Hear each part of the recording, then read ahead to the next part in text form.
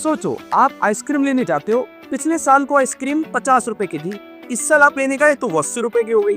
अब आप ये सोचते हो कि ये इतना प्राइस बढ़ क्यों रहा है, क्या ये इन्फ्लेशन के कारण है, क्या ये महंगाई बढ़ रही है या फिर इसका कोई और रीजन है।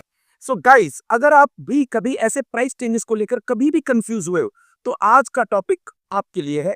टॉपिक का नाम index number.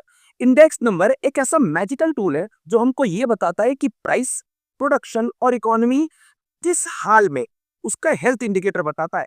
So commerce champs, welcome back to commerce league, जहां पढ़ाई होती है सुपर एंगेजिंग, इंटरेस्टिंग और फन। अगर चैनल पर नए हो तो चैनल को सब्सक्राइब कर लो, नोटिफिकेशन के बेल आइकॉन को दबा दो ताकि आपसे कोई भी कॉन्सेप्ट मिस ना हो। तो चलो स्टार्ट करते हैं। इंडेक्स नंबर एक स्टैटिस्टिकल टूल है। क्या है? देखिए, स्टैटिस्टिकल टूल है जो मेजर करता है, किन्हें मेजर करता है? इकोनॉमिक वेरिएबल्स को। इकोनॉमिक वेरिएबल्स का मतलब क्या होता है? प्राइस, क्वांटिटी, प्रोडक्शन, इनको मेजर करता है। ठीक है, कैसे मेजर करता है? तो पिछले साल या उसके पिछले साल या किसी पर्टिकुलर बेस ईयर को वो कंपेयर करने के लिए फिक्स्ड कर लेते हैं। मतलब एक एग्जांपल से मैं को समझाता हूं बहुत आसानी से। मान लो कि 2010 में पेट्रोल का प्राइस 50 रुपए था, आज 2025 है, 15 साल बाद वो प्राइस 110 रुपए हो गया। तो ये बढ़ा कितना है? ये बढ़ा कितना है? क्या इसमें इन्फ्लेशन हो रही है या महंगाई हो रही है? ये चीजें आपको इंडेक्स नंबर बताता है। और ये जितने भी प्रॉब्लम है ना, कितना था, कितना हो गया, कम हो गया, ज्यादा हो गया, इन्फ्लेशन हुई है या रिसेशन हुई है, ये सारी चीजों का समाधान इंडेक्स नंबर आपको करके दे देता है। ठीक है, सो जरा सा और आगे बढ़ते हैं और समझते हैं कि फीचर क्या होते हैं इंडेक्स नंबर के, वो कौन से लक्षण है जो आपको इंडेक्स नंबर में दिखेंगे। पहला, ये रिलेटिव मेजरमेंट होता है। रिलेटिव मेजरमेंट का मतलब ये है कि ये कंपैरिजन टूल है। कौन सा टूल है? कंपैरिजन टूल है। मतलब ये है कि आपको दो चीजों में डेटा के अकॉर्डिंग कंपेयर करा जाएगा और बता दिया जाएगा कि चेंजेस हो रहे हैं तो कितने हो रहे हैं और वो कितना मेजर करना है। Second, expressed in percentage. Percentage में एक्सप्रेस करने से डेटा को एनालाइज करना बहुत इजी हो जाता है, बहुत आसान हो जाता है। एग्जाम्पल के तौर पर समझो, मान लो कि आपके 500 में से 300 नंबर आए और आपके छोटे भाई के 600 में से मान लो 360 नंबर आएगा। ठीक, तो 500 का 300 कितना परसेंटेज हुआ? 60%। और 600 का 360 कितना हुआ? यहाँ पे भी 60% आया। समझ रहे हो बात को? इसका मतलब कि अगर उसके 60% है, यहाँ 60% है, तो एक एक आइडिया बनाना थोड़ा सा इजी हो जाता है। रादर अगर हम नंबर में चले गए तो कहेंगे 500 में से 300 आया, कम लगेगा, वहां कहेगा 360 आया, तो वहां 60 ज्यादा लगता नजर आएगा। इसलिए परसेंटेज में एक्सप्रेस करा जाता है ताकि डेटा को एनालाइज करना इजी हो जाए। Third, base year concept. देखिए, हमेशा किसी एक पर्टिकुलर ईयर को हम फिक्स मानकर चलते हैं और उसी से हम जो चेंजेस होते हैं उसको मेजर करते हैं ताकि थोड़ा सा एक फेयर आइडिया सही से लगता है। मतलब घोल मोल जवाब नहीं होना चाहिए, जो भी आइडिया है, जो भी आपको डेटा समझ में आए, वो एनालाइज करना आसान हो जाए। एक सिंपल से एग्जांपल, मान लो कि आपका कोई भी, जैसे दूध आप लेने गए, वो 50 रुपए का था। मान लीजिए 2 साल पहले 50 रुपए का था, अब वो प्राइस बढ़कर 100 रुपए हो गया। तो आप एग्जैक्टली बता सकते हो ना कि 50 का 100 हो गया, मतलब प्राइस डबल बढ़ चुका है। तो ये डबल बढ़ गया, ये कैसे बता पाए? अगर आपके पास वो डेटा ही नहीं होता 50 रुपए वाला, तो आप कैसे बताते? इसलिए फिक्स ईयर का कोई भी डेटा लेकर उसको प्रेजेंट डेटा के साथ जो कंपेयर कर देते हैं, तो इंडेक्स नंबर आपको चेंजेस हो बहुत कायदे से बता देता है।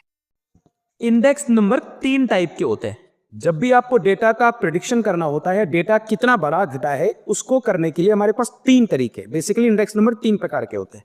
पहला, प्राइस इंडेक्स, दूसरा क्वांटिटी इंडेक्स एंड थर्ड वाली वैल्यू इंडेक्स। प्राइस इंडेक्स जो मेजर करता है वो प्राइस के चेंजेस को मेजर करता है। एग्जांपल के तौर पे इसको समझो, 2010 में और 2025 का डेटा ले ले। 2010 में कोई चीज 50 रुपए की थी, वो 2010 में 25 में कितनी हो गई? 100 रुपए की। मतलब कितना चेंज हो रहा है? डबल चेंज हो रहा है। कितना चेंज हो रहा है? डबल चेंज हो रहा है। तो हम लोग क्या बताएंगे कि प्राइस इंडेक्स क्या मेजर कर रहा है? प्राइस को मेजर कर रहा है और बता रहा है कि प्राइस जो है डबल बढ़ चुकी है 15 साल के अंतराल। क्वांटिटी इंडेक्स आपको ये बताता है कि 1 साल के अंदर, या आपने 2010 का डेटा लेना है, फिर 2025 का डेटा लेना है, दो डेटा लेके चल। ठीक, चल मान लो कि 2010 में एक कार का प्रोडक्शन आप कर रहे थे, आपका कंट्री, आपका भारत कर रहा था, हमारा भारत कर रहा था, और उसमें आपका जो प्रोडक्शन था, मान लो 100 कार्स की प्रोडक्शन थी, 2025 में ये मान लो 200 हुई, सेम एग्जांपल जो, तो क्या होगा, 100 बढ़ गया, बढ़ गया ना, बढ़ गया। इसका मतलब कि क्वांटिटी इंडेक्स ये बता रहा है कि एक पूरे निश्चित समय में कितना प्रोडक्शन या कितना आउटपुट बढ़ा है, कितना प्रोडक्शन या कितना आउटपुट बढ़ा है। थर्ड वन वैल्यू बताता है। वैल्यू का मतलब ये कि एग्जांपल के तौर पे मान लो कि 2010 में और 2025 में मान लो जो टोटल सेल्स हुई थी, टोटल सेल्स मतलब पैसों में, वैल्यू में, वो मान लो हुई थी 1 लाख रुपए की, ठीक है, और अब वो जो है 2 लाख रुपए की हो गई। इसका मतलब कि सेल्स का वैल्यू या टोटल पैसा जो कंपनी का बढ़ा वो 1 लाख रुपए बढ़ गया। क्या कहेंगे कि भाई 1 लाख रुपए से वैल्यू बढ़ चुकी है इस पर्टिकुलर कंपनी की। और ये किसने बताया? वैल्यू इंडेक्स ने। और उसने करा क्या है, दो डेटा को कंपेयर करके आपके सामने रिजल्ट लाकर खड़ा कर दिया है। आई बात समझ में? बहुत बढ़िया। इसी को जिससे मैंने ये कंपेयर किया है, मैं आपको एक फॉर्मूला बताता हूं, एग्जाम के अंदर बहुत फायदे से आने वाला है, यूज कर लेना। सबसे पहले फॉर्मूला क्या है? तो फॉर्मूला बेसिकली कुछ नहीं करना, आपने यहां पे लिखना है करंट ईयर का वैल्यू या करंट ईयर का प्राइस, ठीक है। यहां पे लिखना है बेस ईयर का प्राइस और इनटू कर देना है उसे 100 से। बात समझ में आ गई? अगर आपका टोटल वैल्यू जो भी आपका कैलकुलेशन कर आएगा, एग्जांपल लेके चले क्या, चलो ये ले लो, करंट ईयर में कितना प्राइस था? 100। बेस ईयर का कितना है? नीचे देखो बेस ईयर, तो 2010 का बेस ईयर है, कितना आया? 50 इंटू 100। अब जरा काटो इन्हें, 50 टू जा 100, 100 टू जा 200, मतलब डबल हो गया। तो जब भी कभी भी इंडेक्स नंबर 100 से ज्यादा आए तो उसको इंक्रीज मानना है, अगर 100 से नीचे आए तो उसको डिक्रीज मानना है। आई बात समझ में? बहुत बढ़िया। उम्मीद है आपके यहाँ पूरा समझ में आ रहा होगा। और वीडियो अच्छी लग रही हो तो वीडियो को लाइक जरूर कर देना और अपने कमेंट जरूर कर देना, और कमेंट करके बताना कि इन तीनों में सबसे बेहतरीन इंडेक्स नंबर का मेजर कौन अच्छे से करके देता है, ठीक है। सो जल्दी से जाओ, फटाफट से कमेंट करो। इंडेक्स नंबर की इंपॉर्टेंस क्या है? क्लास 11th में, जो कि एक अच्छी हायर क्लास है, और उसमें इकोनॉमिक्स में हम इंडेक्स नंबर को क्यों पढ़ रहे हैं, तो उसकी इंपॉर्टेंस क्या है? सबसे ज्यादा मैंने 4 इंपॉर्टेंस आपके एग्जाम में आते हुए वो मैंने लिख दी। सबसे पहले समझो, गवर्नमेंट को सोचो, सोचो अगर गवर्नमेंट को ये पता ही ना चले कि इन्फ्लेशन हो रही है, रिसेशन हो रही है, बढ़ रही है प्राइस या घट रही है प्राइस, तो सरकार को ये कैसे पता चलेगा कि आगे करना क्या है, आगे पॉलिसी कौन सी बनानी है? गवर्नमेंट तो पॉलिसी बनाती है और कंट्रोल करती है पूरे ब्यूरोक्रेट सिस्टम पर, पूरे कंट्री की इकोनॉमी को। इसीलिए गवर्नमेंट के लिए तो ये बहुत इंपॉर्टेंट है, और उन्हीं के साथ ये 3 और चीजों के लिए, 3 और इंस्टीट्यूशंस के लिए भी बहुत इंपॉर्टेंट है। सबसे पहले गवर्नमेंट अपनी पॉलिसी बनाते हुए जिस चीज का इस्तेमाल करती है वो होता है सीपीआई, मतलब consumer price index. Consumer price index price index को मेजर करने के लिए इस्तेमाल किया जाता है, जो हमने अभी पढ़ा। सीपीआई से यह पता चलता है कि कंज्यूमर का कितना प्राइस पिछले साल के मुकाबले इस साल उसको ज्यादा पे करना पड़ रहा है, उसकी जेब कितनी ढीली हो रही है, समझ रहे हो? इसी से पता चलता है गवर्नमेंट को कि मुझे आगे क्या करना है, आगे पॉलिसी में रिलैक्सेशन देनी है या थोड़ा हाई कर देना है, थोड़ा टेंशन क्रिएट कर देना है। Second, inflation tracking. किसी भी व्यक्ति को सामान्यतः पूरे साल में अपना गुजारा करने के लिए कितना खर्चा उसको उठाना पड़ता है अपने लिए, उसकी में निकाला जाता है कॉस्ट ऑफ लिविंग। और कॉस्ट ऑफ लिविंग भी निकालने के लिए आपके इसी इंडेक्स नंबर का इस्तेमाल किया जाता है। तो इंपॉर्टेंस कितनी है वो आप खुद तो समझ में आ रहा होगा।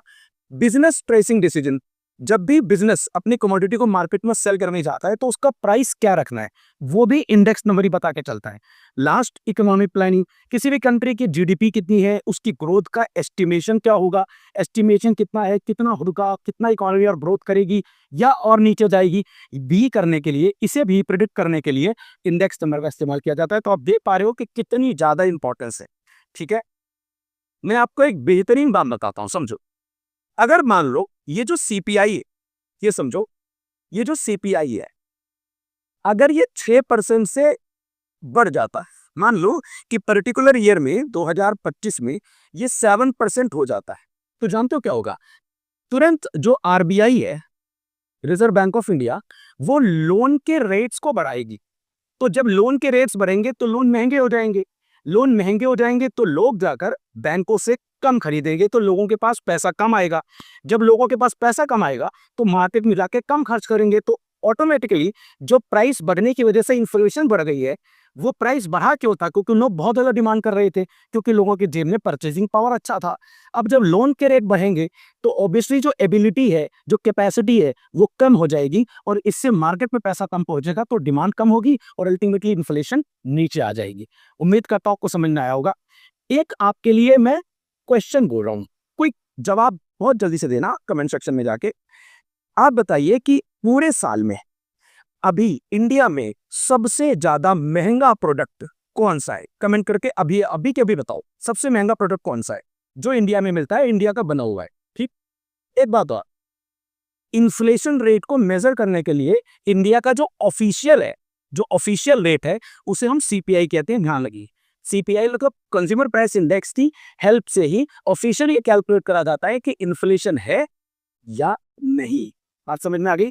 बहुत अच्छे समझ में आ गई होगी। अब यहां पर जल्दी से क्विक रिकैप कर लेते हैं जो भी आज हमने पढ़ा। आपको अब तक पूरी वीडियो यहां तक अगर देख लिया तो आपको ये तो समझ में आ गया होगा कि इंडेक्स नंबर कोई बुकिश कॉन्सेप्ट नहीं है, कोई किताब में लिखी हुई चीज नहीं है। ये सीधे सीधे आपके डेली लाइफ को इम्पैक्ट करते हैं, आपको डेली लाइफ को इम्पैक्ट बहुत कायदे से करते हैं और आपको डेली इसको फील भी होता है, पर क्योंकि पता नहीं होता कि ये सब हो क्या रहा है, इस वजह से थोड़ी सी डाइसी मूड डाउटफुल में रहता है। लेकिन आपकी वीडियो, आज जो पूरी वीडियो आपने देख ली अब तक, तो आपको पूरी चीज समझ में आ गई होगी। चलो फटाफट से क्विक रिकैप करते हैं। What is index number? Index number एक स्टैटिस्टिकल टूल है जो आइडिया लगाता है, मेजर करता है प्राइस, प्रोडक्शन और इकोनॉमी के चेंजेस को। करेक्ट है। इंडेक्स नंबर को कैलकुलेट करने का तरीका होता है, क्योंकि सीपीआई का फॉर्मूला भी है current year value upon base year value into में 100। 100 से ज्यादा है तो इंक्रीज मानना है, 100 से कम हुआ तो डिक्रीज मानना है। पब्लिक, गवर्नमेंट या बिजनेस, इन तीनों के लिए बहुत इंपॉर्टेंट है इंडेक्स नंबर। अगर ये रिकैप आपको समझ में आ गया है तो वीडियो को लाइक कर दो। और हाँ, एक बात और, क्या आपको ये पता है कि जीडीपी और इन्फ्लेशन में क्या कनेक्शन? अगर नहीं पता तो नेक्स्ट वीडियो में हम मेरे डीप डाइव करेंगे और आपको समझ में आएगा कि जीडीपी और इन्फ्लेशन का आखिर में रिलेशन क्या होता है। तो अगर आज की वीडियो आपको अच्छी लगी हो तो वीडियो को लाइक जरूर करो, अपने प्यारे प्यारे कमेंट जो भी आज की वीडियो के बारे में आपको लगता है वो जरूर करो, अपने दोस्तों अपने भाइयों के साथ जरूर शेयर करो ताकि उनको भी एग्जाम टाइम में बहुत हेल्प हो जाए। चैनल को सब्सक्राइब करना मत भूलना ताकि आपको डेली लगातार अपडेटेड इंफॉर्मेशन नोटिफिकेशन रूप में मिलते रहे। और क्योंकि नोटिफिकेशन आपको चाहिए, सो जो नोटिफिकेशन का बेल आइकन आपको दिख रहा है उसे हिट कर दो ताकि कोई भी कॉन्सेप्ट इस वीडियो के माध्यम से और जो वीडियो अपलोड करेंगे वो आपका मिस ना हो। सो मिलते हैं नेक्स्ट वीडियो में, तब तक कीप लर्निंग, कीप ग्रोइंग। जय श्री राम।